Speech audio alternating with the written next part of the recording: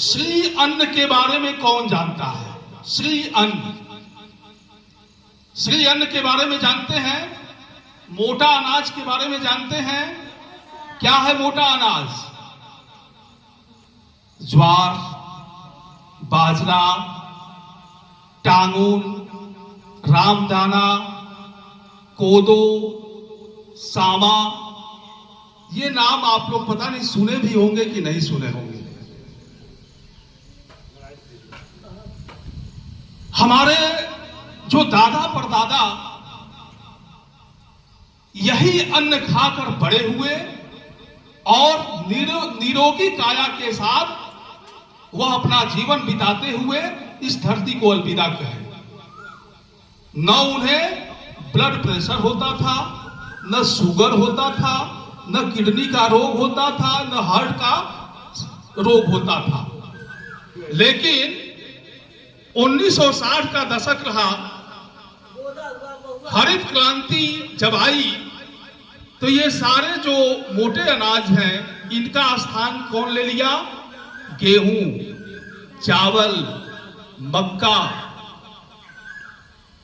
यही हम लोग जानते हैं, गेहूं का आटा खाते हैं, चावल खाते हैं।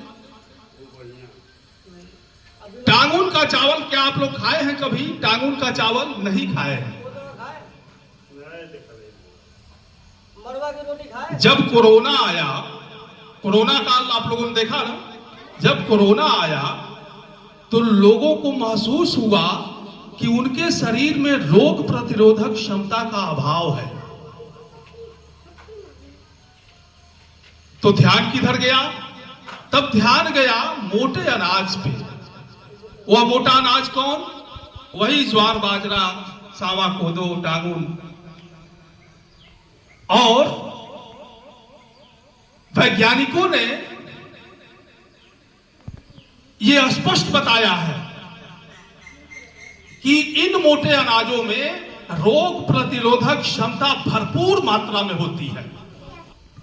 Calcium, iron, zinc, phosphorus, magnesium, potassium, fibre, vitamin, carotene, lecithin, ये सभी तत्वों से भरपूर मोटे अनाज है। और इतना ही नहीं, मोटे अनाज में ओमेगा 3 भी पाया जाता है, जो कि हमें हृदय रोगों से बचाता है।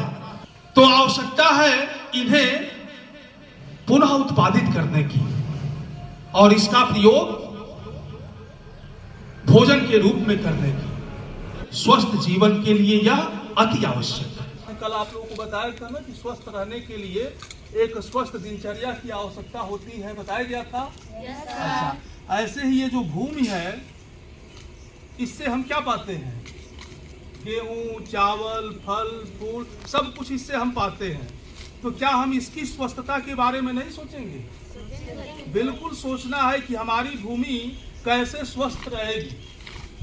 आज के समय में हम क्या देख रहे हैं? आज के समय में हम देख रहे हैं कि अंधाधुंध रासायनिक खादों और कीटनाशकों का प्रयोग किया जा रहा है। किया जा रहा है? Yes sir. जिस चीज को उपजाने के लिए रासायनिक खाद और कीटनाशकों का प्रयोग किया जा रहा है, तो जो हमको उसका प्रतिफल मिलता है, यानी फल या अन्न मिलता है, तो क्या हम ये नहीं समझते हैं कि वह कीटनाशक और रासायनिक खाद उसमें भी अपना प्रभाव छोड़ेगा? बिल्कुल छोड़ेगा। छोड़ेगा कि नहीं? yes. तो आप लोगों का प्रश्न होना चाहिए कि हम क्या करें? रासायनिक खाद का प्रयोग हम नहीं करेंगे तो हमारा जो है, हमारी भूमि है, इससे जो गेहूं और चावल उत्पन्न होगा अल्प मात्रा में होगा, कम मात्रा में होगा। तो इसके लिए हम करें क्या? इसको पोषक तत्व देने के लिए हम रासायनिक खाद के स्थान पे किसका प्रयोग कर सकते हैं?